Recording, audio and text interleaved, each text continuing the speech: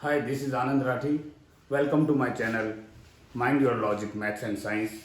आज का जो हमारा टॉपिक है वो है इंट्रोडक्शन टू ट्रिग्नोमेट्री। बहुत सिंपल टॉपिक है ये।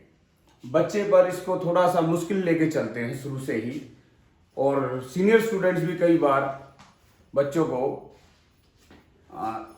मिसगाइड कर देते हैं कि ट्रिग्नोमेट्री काफ़ी डिफिकल्ट है। इसको एक अलग लैंग्वेज ना लेके बच्चे एक अलग से लेटर्स आते हैं, साइन, कॉस, टेंजेंट, और वो बच्चे घबरा जाते हैं। इसको हम बहुत सिंपल करने जा रहे हैं। आप ट्रिग्नोमेट्री की बात ही छोड़ दो। पहले अगर मैं I want to start with a simple problem. If you are given a right angle triangle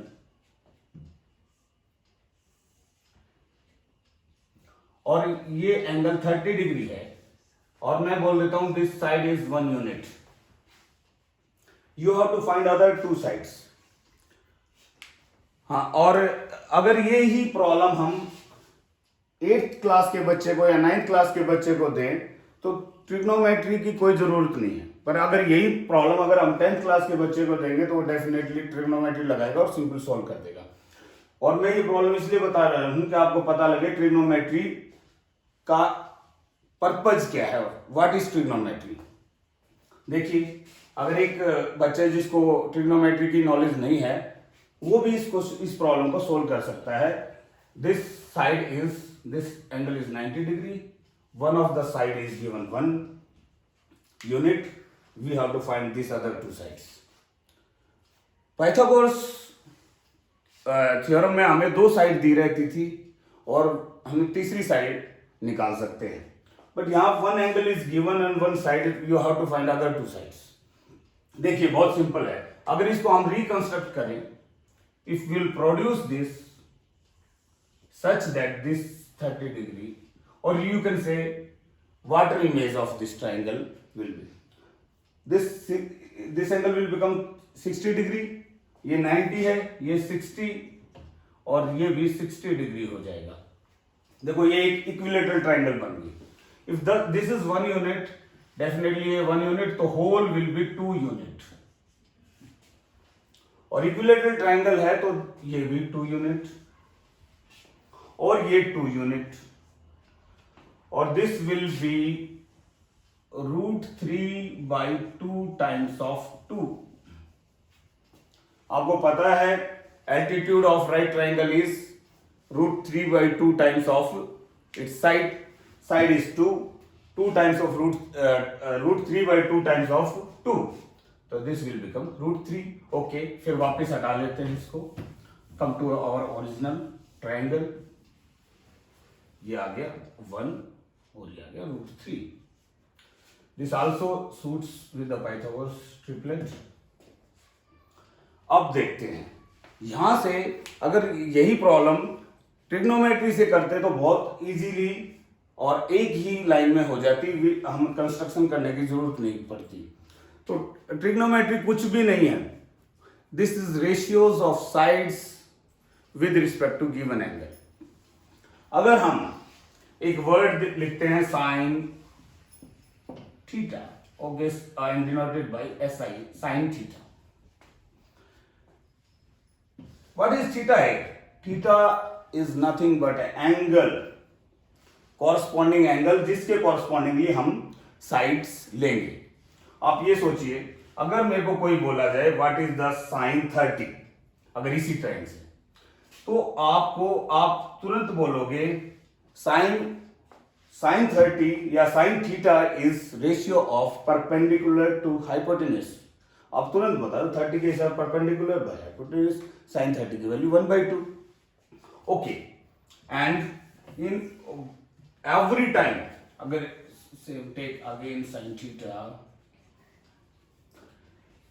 एक सेंटेंस बोले हम with respect to this angle what is the ratio of perpendicular to hypotenuse, इतनी लंबी लाइन बोलने की बजाय हम कह देंगे साइन थीटा। और हम बोले कॉस थीटा बोलने का मतलब ये है, अगर इसकी बजाय हमें की बड़ी सी लाइन बोलनी पड़ेगी, what will be the ratio of base to hypotenuse, base का और हाइपोटेनियस का क्या रेशियो होगा उस पर्टिकुलर गिवन एंगल के हिसाब से, तो उसकी जगह पूरी लाइन की जगह हम कह देंगे cos थीटा। और tangent theta, what is the ratio of perpendicular to base, तो ये टेंजेंट थीटा है। तो आप इसको और सिंप्लीफाइड ढंग से हम कह सकते हैं, आपको 3 रेशियो याद रखनी है। Sign theta is always P by H, cos theta is always B by H, and tangent theta is P by B. Okay, make again right angle triangle. This angle is theta. If you considering this angle, base will be this on which 90 degree and given angles lie. जिस पे दोनों angle होंगे वो base होगा, and the longer side will be the hypotenuse, and this will be the perpendicular. तो sine theta को घबराने की जरूरत नहीं है, बस आप सोचना इस एंगल के हिसाब से परपेंडिकुलर हाइपोटेन्यूज का ratio, these all are ratios. और इसको सिंपली अगर हम इन 3 चीजों को याद रखोगे, आप इन 3 रेशियोज को याद रखोगे, जैसे हमने एक ट्रायंगल बनाई थी उसमें 30 डिग्री और 60 डिग्री की बात कही थी, हम फिर again we are making that triangle with a 30 degree और a 60 degree, if we naming A, B, C। अब देखिए, अगर मैं ये बोलता हूं, हमने देखा था 1, 2 और √3, तो sine 30 degree is 1/2। If in other words you can say, अगर कोई ट्राइंगल में 30 डिग्री एंगल है तो उसके opposite side, the smallest side will be half of the hypotenuse, और hypotenuse will be the double to this. If this side is 5 centimetre, definitely this will be double to this, and this will be the √3 times of this smaller side. तो इसको एक तो इस चीज से ये निकल के आया कि ट्रिग्नोमेट्री कोई एक एलियन टॉपिक नहीं है, ये बहुत बिल्कुल राइट एंगल ट्रायंगल्स में 10th क्लास लेवल पे आपको समझाया जाता है।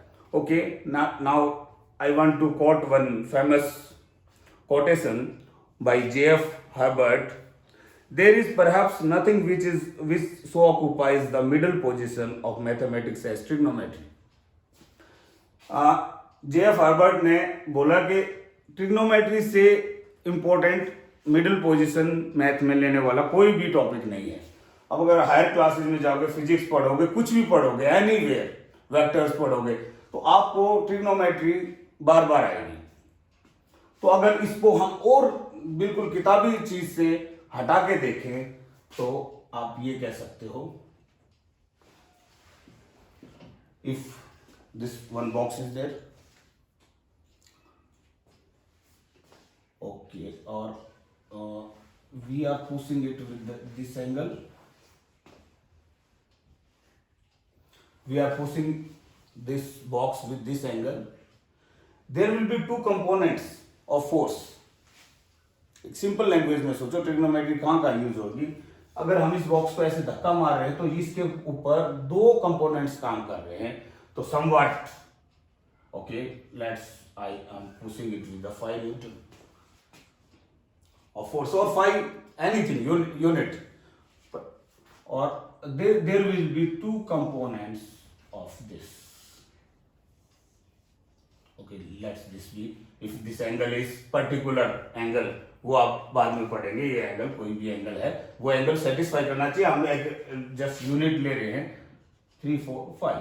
I am pushing this box at this angle with 5 Newton force. There will be 2 components acting on it. One is horizontal component and one is vertical component. तो आपको angle के हिसाब से उसको बाइफर्केशन करना, या गिवन साइड्स हैं उसके हिसाब से हाइपोटेन्यूज और कुछ भी कोई भी एंगल के हिसाब से आपकी निकालना, ये बार बार आगे पढ़ेंगे तो ट्रिग्नोमेट्री में ये चीज पढ़ते जाएंगे। अब आप आ जाते हैं, what are the ratios of other angles. फिर again make this triangle with a 30 degree, definitely this will be 60 degree, A, B or C, 1, 2 और √3। हम ये पहले एक कंस्ट्रक्शन से पढ़ चुके हैं। अगर कोई मुझसे पूछे साइन 30 डिग्री की वैल्यू क्या होगी, definitely I will say this by this, P by H 1/2। अगर मेरे को कोई पूछे cos 30 डिग्री की वैल्यू क्या होगी,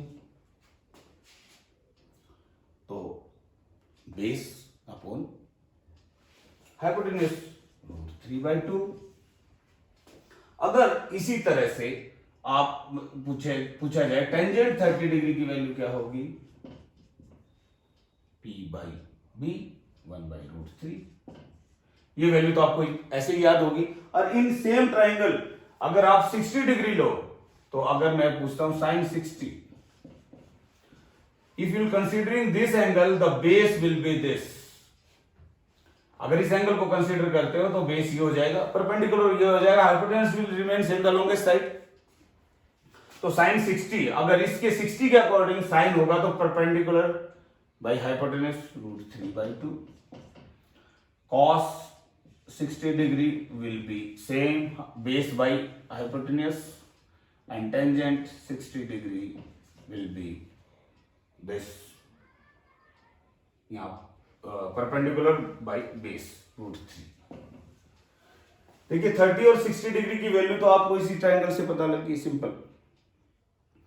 any of the side is given, आप सिंपल सोच सकते हैं, 30 डिग्री इज गिवन और 60 डिग्री इज गिवन, सीधा ये सोचना है कहीं भी प्रैक्टिकली जो smallest side in the triangle will be half of the hypotenuse and this base और दिस जो बीच वाली साइड है वो होगा √3 times of the smallest side. या आप ऐसा सोच के 60 लगाओ, 30 लगाओ, और अगर किसी को ट्रिग्नोमेट्री नहीं आता है वो भी इस प्रॉब्लम को सोल्व कर सकता है। और अभी 3 रेशियोज हमारे बेसिक रेशियोज हैं और बाकी 3 रेशियोज इनके इनवर्स है। अगर इनवर्स साइन का इनवर्स है that is cosecant sine of any angle is 1/cosecant. A cosecant can be written as 1/sin, or cos theta will be 1/secant, or secant theta is 1/cos, or tangent theta is equal to 1/cotangent theta. तो आपको अगर 3 ratios पता है, बाकी 3 तो उनका inverse है, उससे ज्यादा विचलित ना हो, बहुत सिंपल है। अगर ये आपको रेशियो पता है तो अगर अभी कुछ और फॉर्मूलेस पे डिस्कस करेंगे और अगले टॉपिक पे जब चलते हैं उसमें भी आपको ये सारी चीज समझ में आ जाएगी। मेक अगेन दिस, बार बार एक राइट ट्राइंगल पे ध्यान देना, आपको ट्रिग्नोमेट्री में कोई प्रॉब्लम नहीं आएगी। If this angle is theta, let any और कोई साइड ले लो, कुछ भी साइड ले लो आप, दिस इज 3, 4 और this is 5, satisfying the Pythagoras triple. पर इस केस में एंगल क्या होगा वो हमें ट्रिग्नोमेट्री टेबल देखने से पता लगेगा, वो और फर्दर जैसे ही आपका अगला सेशन होगा उसमें हम इस बारे में बात करेंगे। ध्यान से देखो, अगर हमें यहां पे बोल दिया जाए sine theta by cos theta is equal to tangent theta, mug up मत करिए कुछ भी, या रट्टा मत मारिए, समझ के करिए। देखो sine theta is P/H, this is B/H, result automatically आ जाएगा P/B, which is nothing but tangent theta. याद हो गया? और similarly you can say cot theta is equal to cos theta by sine theta, और पता है कि टेंजेंट का अपोजिट cot होता है तो ये भी उल्टा हो जाएगा। Okay, now in this triangle, this angle is theta, this is 90, definitely this angle will be 90 minus theta. Okay, अगर थीटा लेते हैं, थीटा के हिसाब से साइन क्या हुआ, साइन थीटा, अगर ये समझाने के लिए ट्रायंगल बहुत बढ़िया है, थीटा के हिसाब से साइन होगा 3/5 और साइन कॉस थीटा होगा, थीटा के हिसाब से कॉस होगा 4/5। ओके, अब देखना साइन 90 माइनस थीटा के अकॉर्डिंग क्या होगा, साइन 90 माइनस थीटा के अकॉर्डिंग क्या होगा, 90 minus theta will consider this angle now, this will B 4/5 और टेंजेंट कॉस 90 माइनस थीटा क्या होगा, देखिए 3/5, क्योंकि अब बेस ये लेंगे, ये परपेंडिकुलर होगा, हाइपोटेन्यूज विल रिमेन सेम, इस एंगल के हिसाब से कंसीडर करेंगे अगर 90 माइनस थीटा ले रहे हैं तो। देखो ये इसके इक्वल और ये इसके इक्वल, तो एक याद करने के लिए भी आप ये सोच सकते हो, sine cosine, sine theta is equal to 90 minus cosine का 90 माइनस थीटा होगा और कोसाइन थीटा का साइन 90 माइनस थीटा होगा। और ऐसे जब को लग जाता, co is taken from this concept only, co tangent co tangent, secant co secant, और you can say, you can write all these three things, sin theta is equal to cos 90 minus theta, or you can say tangent theta is equal to cotangent 90 minus theta, or secant theta is equal to cosecant 90 minus theta, and vice versa. Sine cosine, tangent co tangent, secant co secant. अभी देखो इस बात को आप समझ सकते हो, अगर साइन की कोई 20 डिग्री वैल्यू देगा तो डेफिनेटली कॉस 70 डिग्री के इक्वल होगा, अगर साइन 1 डिग्री होगा तो वो कॉस 89 डिग्री के इक्वल होगा, 90 में से चला गया। तो same things can be applied to these are cos. Third major